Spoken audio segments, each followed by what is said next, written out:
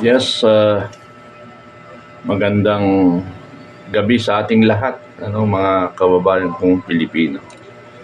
Ang i-discuss natin ngayon, yung impeachment bukas, na kung saan ay magsisimula bukas. Now, other information, sa ngayon kasi napapansin ko, naglilitawan na yung mga party-party, may lumitaw na Leni Robredo,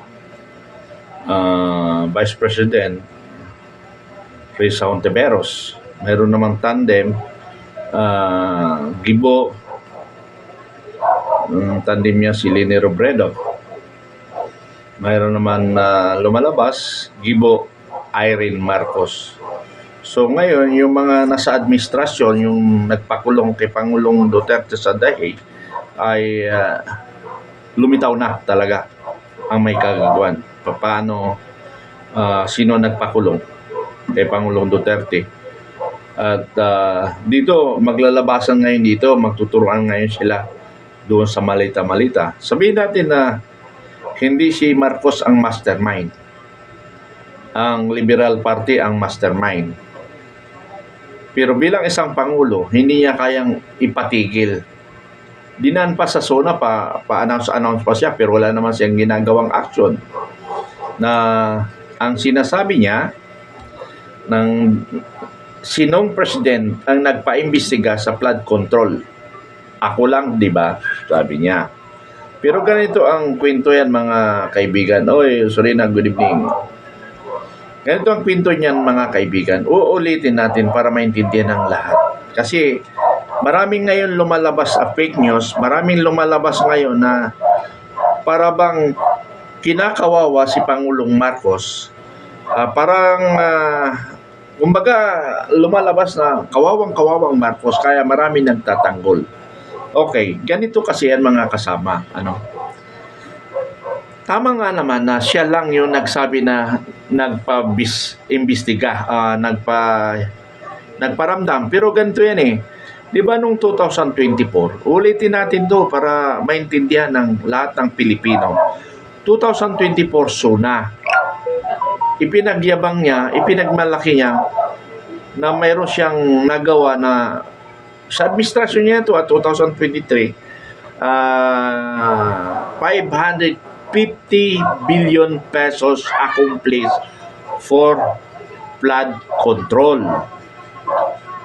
So, ang dami nagpalakpakan ng mga sip-sip na Congress. Ang tanong doon, nasabihan ba siya na yung 550 billion accomplishment project ay nagawa ba talaga o ghost project? Alam niya ba o hindi? Sabihin natin hindi niya alam. So, ginago siya ng tawa niya. Ang tanong ko ngayon doon, nasaan yung 4.5 billion intelligence pan niya? 4.5 billion, hindi niya na-monitor ang nangyayari. So, ibig sabihin, incompetent na Pangulo siya, di ba? Incompetent na Pangulo siya. Dahil hindi niya na-monitor ano ang nangyayari sa kanyang administrasyon. Kung kasabwat naman siya, ipinagmalaki niya lang yon. Pero walang nagawang accomplishment. Di ba, Sorina? Di ba, Daddy? Daddy. Okay, lumipas ang isang taon, dumating na naman ang SONA 2025. Wala siyang ginawang investigation nung nalaman niya na kasi hindi niya man din talaga alam siguro nung pinagyaban niya 550 billion ng flood control. Okay. Wala siyang ipinaimbestiga. Pero nung 2025, SONA niya ay, kasi what I mean, nung 2024 nga pala, after 3 days, binaha ang Pilipinas. Hinahanap ngayon yung flood control project na 550 billion. Wala naman nangyari. Wala naman ginawang investigasyon. Hinahanap lang. Kasi ng taong bayan dahil nagkababa tayo. Now, 2025. SONA naman. Ang sinabi niya, mahiya naman kayo. So, sinong pinatamaan niya? Bakit dadaanin niya pa sa SONA? Alam niya na nga na may korupsyon. Bakit hindi niya na lang pinaimbestigahan at pinatawag ang involved, DPWS, report? Parang ganun ba? Totoo ba ito ng pabalita ko? Walang ganun eh. Siguro, may mga sabwatan na. Kaya patay Malaysia na lang sila. So that is very clear, mga kaibigan, 2025. Wala pang pinaimbestiga siya. Alam niya na marami nang nag-report na ghost project. Karon kay si Senador Marcolita na daog sang Senado. So, siya ang na-designate na Blue Ribbon Committee. So, nagpa-imbestiga siya sa flood control. Isang linggo pa lang yata, marami nang lalabas at palapit na sa mastermind. Biglang nagkudita. Change leadership. So, si Tito Soto ang naging Pangulo ng Senado at si Lacson ang naging chairman ng Blue Ribbon Committee. Ano nangyari? Pinahintay niya ang investigasyon, itinago ang mga ebidensya, tapos ipinasok ang ICI. Pagdating sa ICI, itinago lahat ang ebidensya at itinago ang investigation, tapos ang anomalya sa flood control in other ghost project and corruption. Nangyari yon, di ba? So ngayon, lumabas ang 18 brave soldier. Ayaw rin nila tanggapin, kakasuhan pa. So dito nagkagulo ang Senado ngayon, nagkatiyate.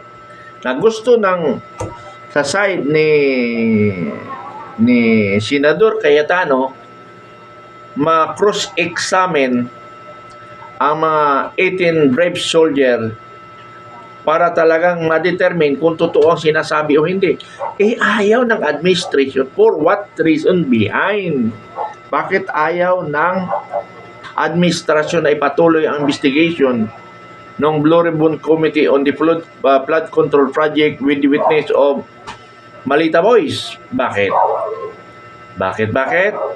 Okay, basa muna tayo.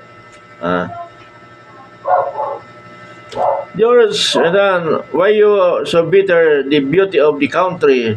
Run, why are you of much use? Okay, dito na naman tayo, mga kaibigan. Digong na naman. Bakit digong? I'm Marcos loyalist, pero hindi ako manhid. I never been a DDS. I never been DDS. I'm a Marcos loyal since 1970s. But hindi ako manhid. Hindi ako tanga. Hindi ako bulag. Maliwanag ang mata ko.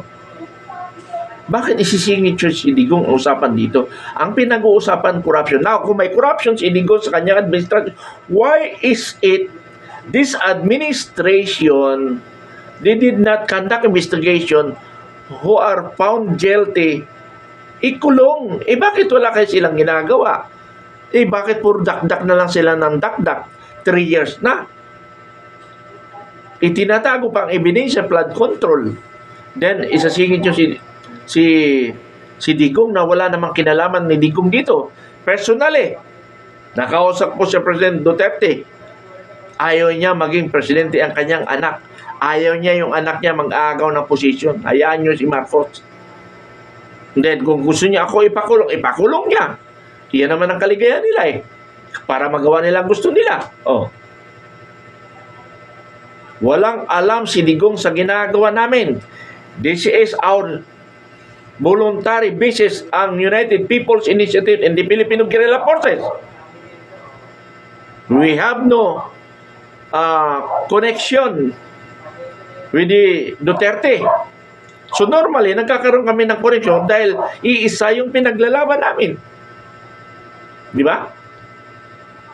Wala ba kayong naratibo ng mga trolls na puro na lang kay Duterte? Bakit hindi nyo na ipakulong si Duterte? Lahat na nagkasala sa panahon ni Duterte, ikulong. Pero bakit ngayon, ang kinukulong lang nila, yung kalaban sa politika? Bakit? Yun ang sagutin ninyo. Ano ang nagawa ni Marcos na flagship program, project, and ano ang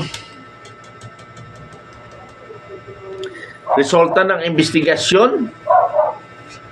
Pakisagot na lang para magkaintindihan tayo mga trolls, ano? Sabi ni Surina, the entire people of the Philippines being fooled by BBM Marcos. You see, even they still mastermind behind of mail suitcase. He is just acting sympathetic to other people. Very clear yan.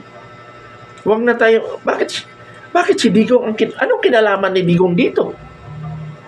Ha? Kasi kung si Digong ito, nagpakilo sa amin, tapos na ang laban. Ha? Tapos na ang laban. Pero dahil nga volunteerism namin, we are pure almost military who acting in behalf of the armed forces na hindi kumikilos, kaya namin ipagtanggol ang Pilipino.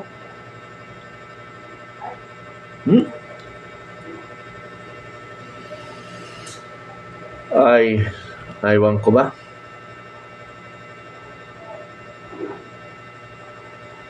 Alam niyo mga kaibigan, ang administration ngayon, puro lang sila turuan ng turuan.